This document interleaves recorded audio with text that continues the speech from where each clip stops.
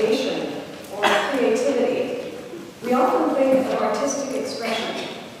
Painting, writing poetry, composing music, for example. Or we might think of making things with our hands, knitting or building or assembling something from scratch, perhaps based on some kind of plan or pattern. When we hear the word improvisation, many people think of improv theater, the in-the-moment genre of performance that is unpredictable and often funny. For many people, the unpredictability of such an experience is terrifying, and they avoid it at all costs. But in fact, all people are improvisers. In our everyday conversations, we're always making up things as we go along, using words as building blocks and following the cultural patterns of language. We make up something new every single time, responding to our moment-by-moment experience and our thoughts and ideas. As the writer and jazz musician Stephen Nachmanovich says, every conversation is a form of jazz. This morning, both the ministry team and the musicians of First Unitarian will be improvising as a way of inviting in the creative spirit and being playful and experimental with our monthly theme of creation. It's our hope that by opening up to the mystery of creation and creativity in this way, we'll discover new insights, become awake to the present moment and the possibilities it always contains, and trust in the creative process to carry us through at least the next 20 minutes relatively unscathed. We thank you for your willingness to embark on this experiment with us this morning. We'll begin by inviting Dallas and our musicians to improvise the first of two musical pieces for us. And then Sean, Danielle, and I will present an improvised sermon in 3 voices. Then the musicians will conclude with another musical improvisation. Welcome to Musicians and Ministers at the Improv.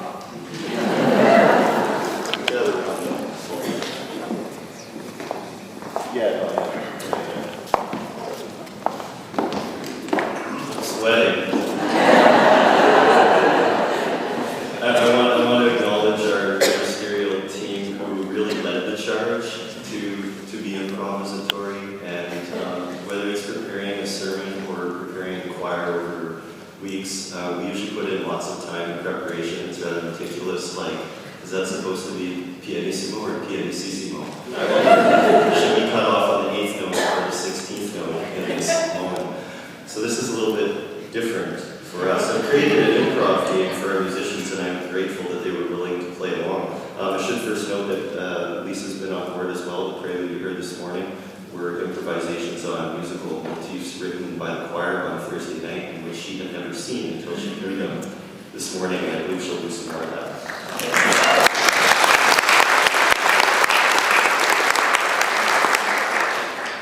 In my hand, I have 2 decks of cards. There are 7 cards in each pile, and in this pile are our 7 principles in simple language. For example, we believe that we should accept one another and keep on learning together. Now, the other 7 cards are musical styles and genres. Broadway musical, doo-wop, Art Murray Schafer, madrigal, dance anthem, plain chant, and reggae. We might try more than one of these per session if you were all right. So here we go. Our first principle will be, we believe that each and every person is important. I should let someone else draw these so you know we're not cheating.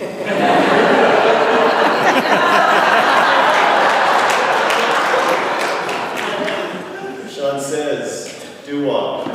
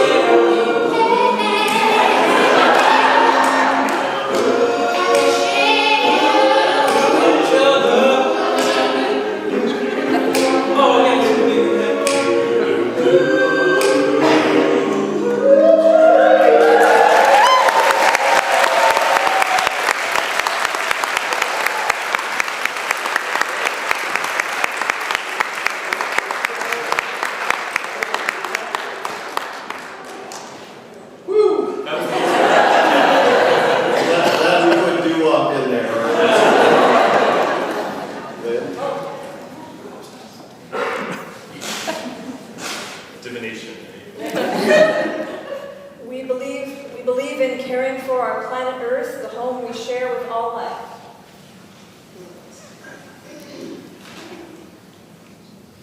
Arbery Schaefer.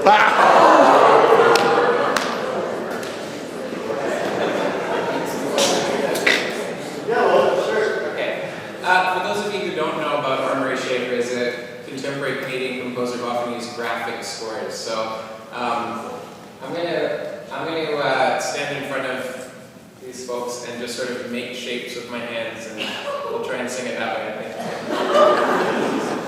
All right. Oh yeah, nice. Okay, so here we go.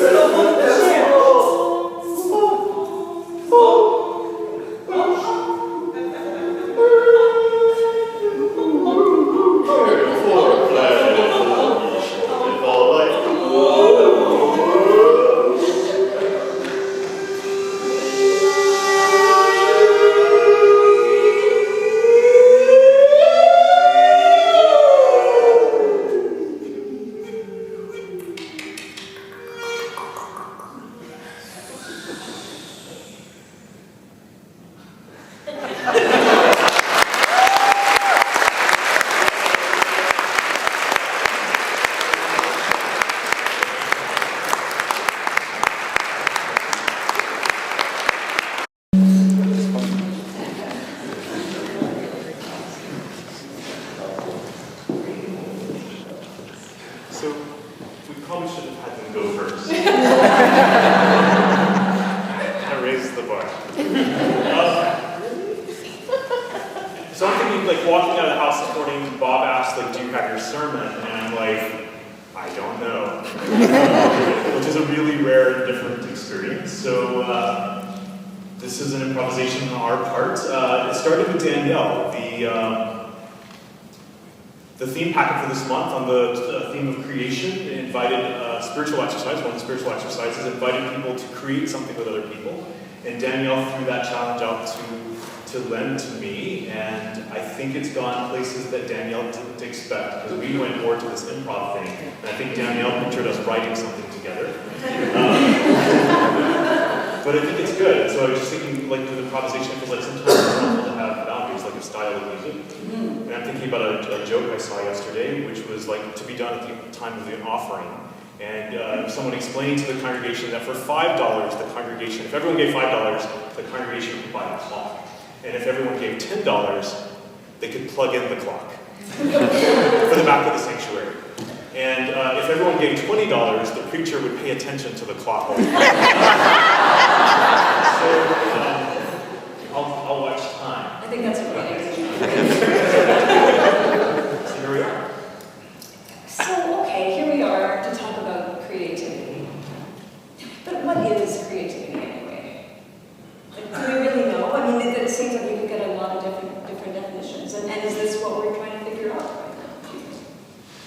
to me it's been interesting because I feel like as we've talked about doing this, and throwing the word improv, everyone has seemed to have different interpretations of what that has meant.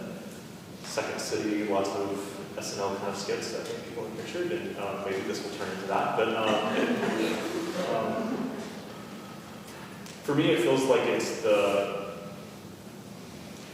what's inside people that is kind of desperately needing to get out in some ways, given life. And so to me, it feels like creativity is a participation in life and a way of furthering life.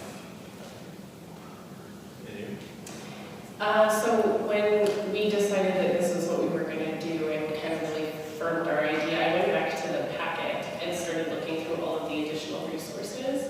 And I also paid attention to what I talked about in my sermon 2 weeks ago, trying to figure out how my creative process really interacted with some of the material that was in the resources. And one of the resources was a podcast called On Being by Krista Tippett. And she had a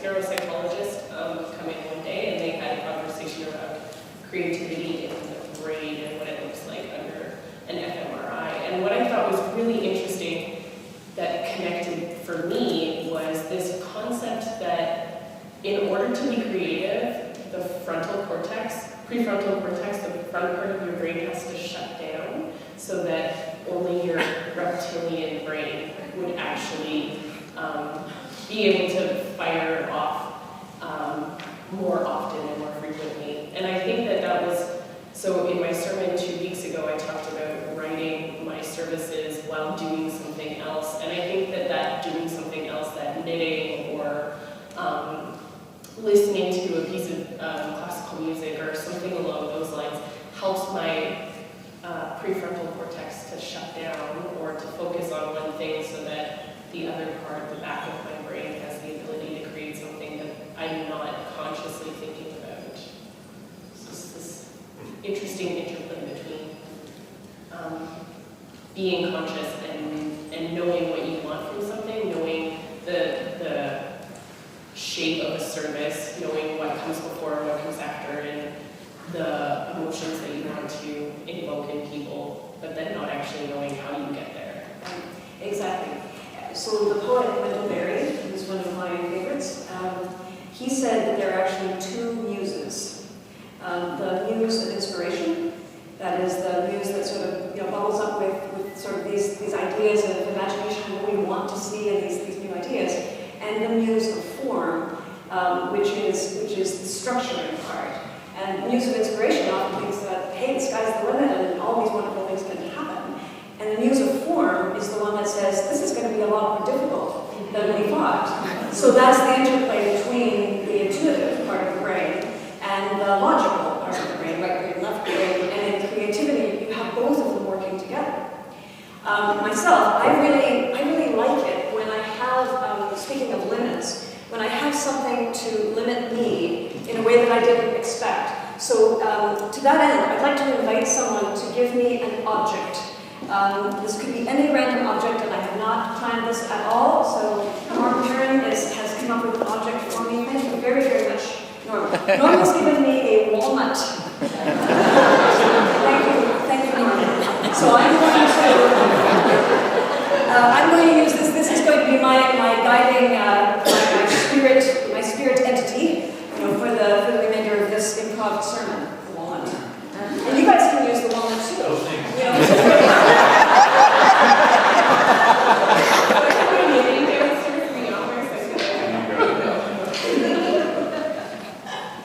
So when you think about the creative process for each of you, I spoke to yours, but I'm wondering how you actually got to this sense that, it did just come this month, that realizing knitting helps you free the reptilian brain and have that kind of freedom? Well, I think I never actually put the two concepts together. I guess I knew that creativity was something that happened when I wasn't paying attention. I couldn't force it. I sit down in front of a computer and be like, okay, I have to write 5,000 words, let's do this. It never happens. But never preach a 5,000 word sermon. yeah. That's what I learned.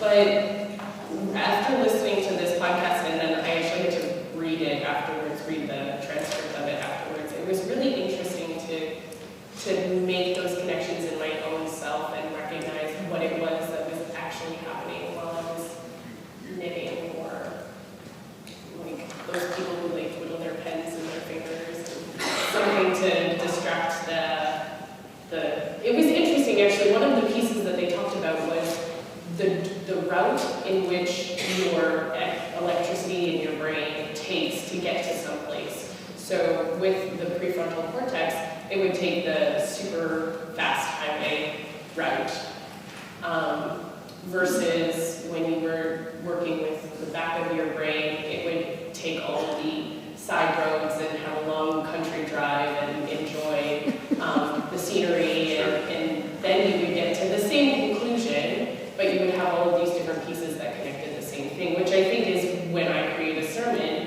how it happens. So when I'm paying attention and creating the order of service and talking to the musicians and talking to the worship leader, I'm going down the highway. Yeah. But then when I actually have to create the sermon that says the exact same thing, I want to do the big long country drive to get there.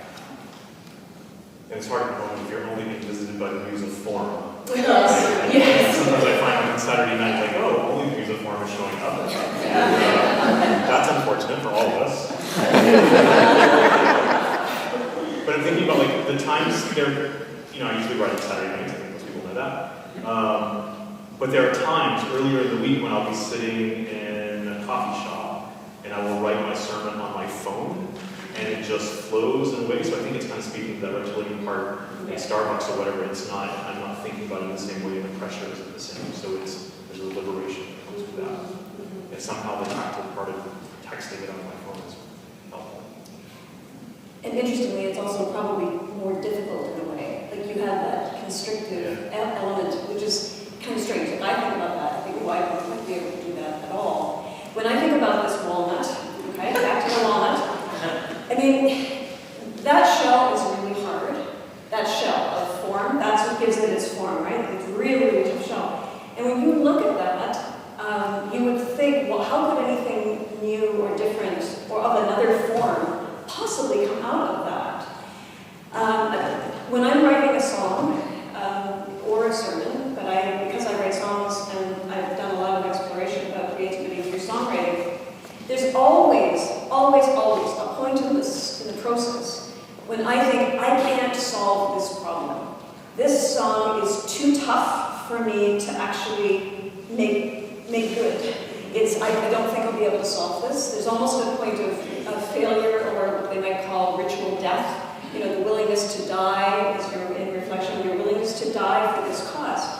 Well, the walnut, of course, there's the seed. The seed inside will break the shell in the process of unfolding and growing. So it's almost as if you take the form, you have to have the form to begin with, and you have to transform the form in order for the new thing to come out. And you have to trust that. And so for me, that's the essence of creativity. And really, it's about life, deep ecology, deep theology.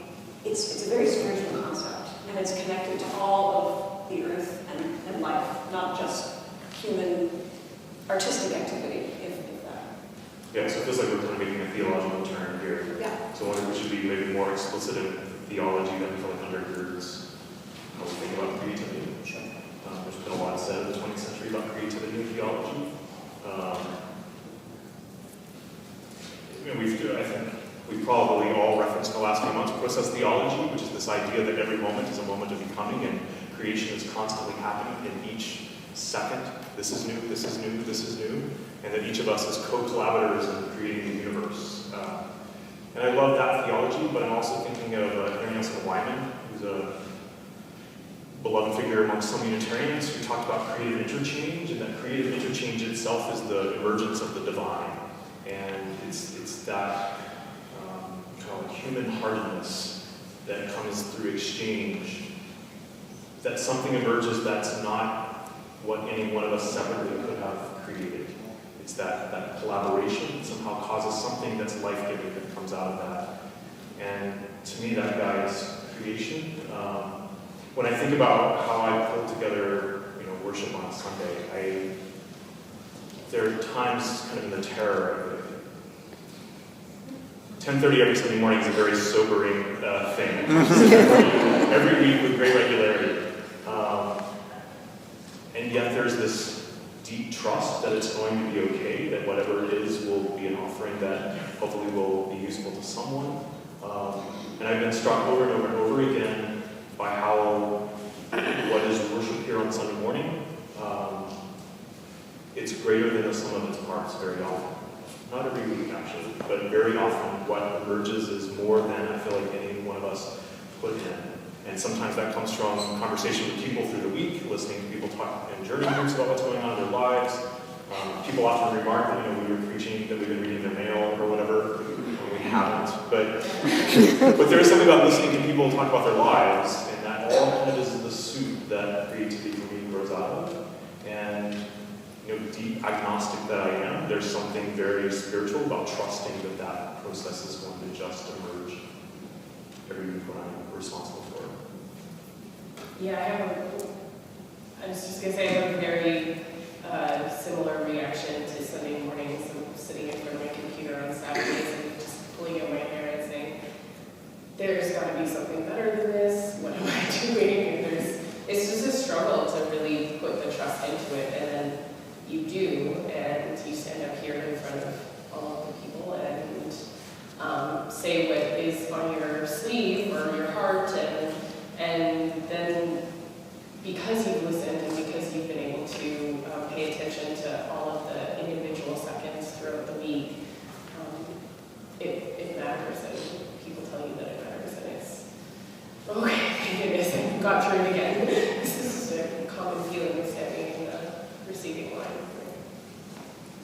Well, I think that relates to the humility of the small offering, the small start. Every act of creativity starts with a seed, something very small that may not look like much.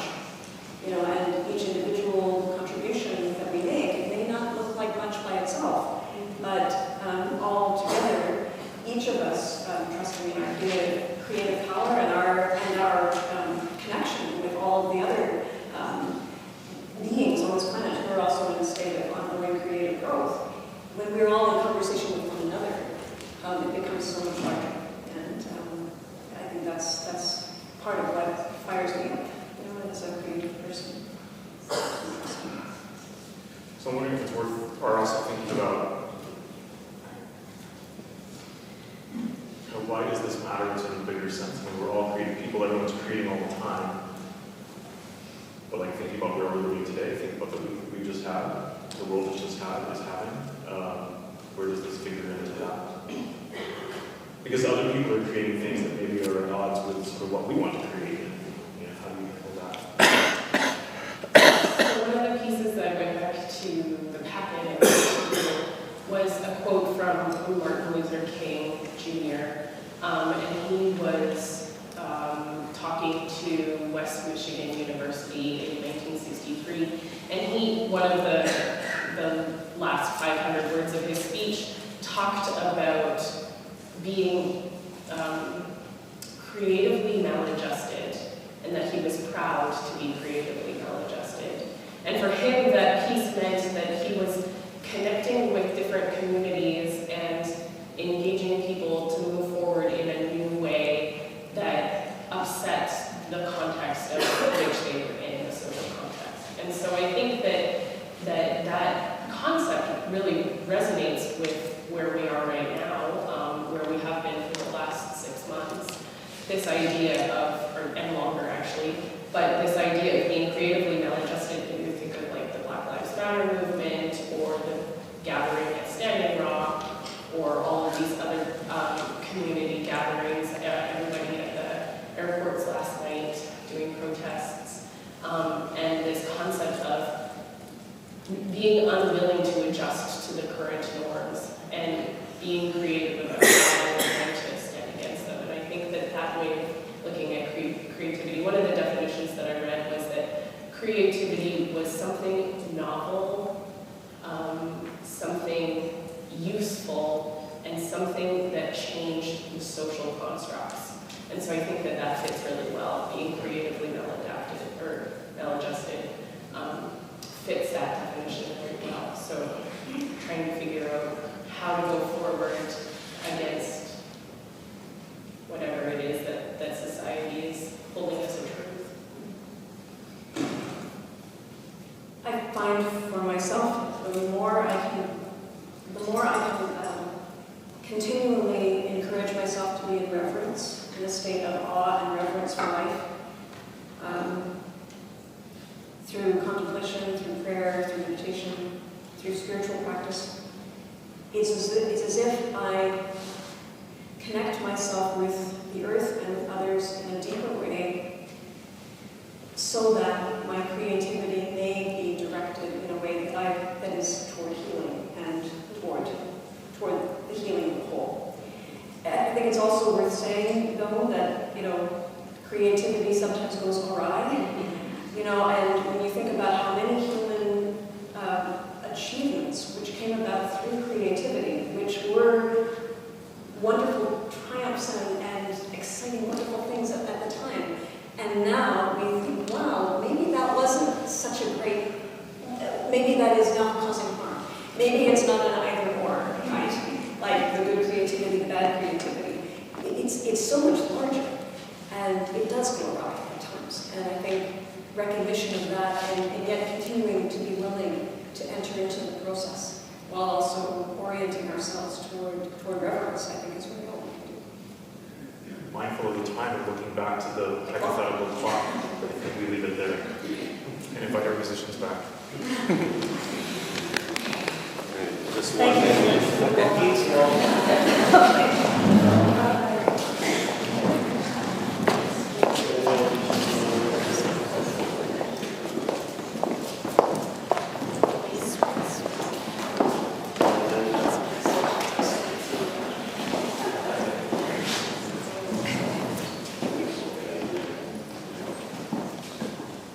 So we have Plain Chant, and we believe in working for a peaceful, fair, and free world.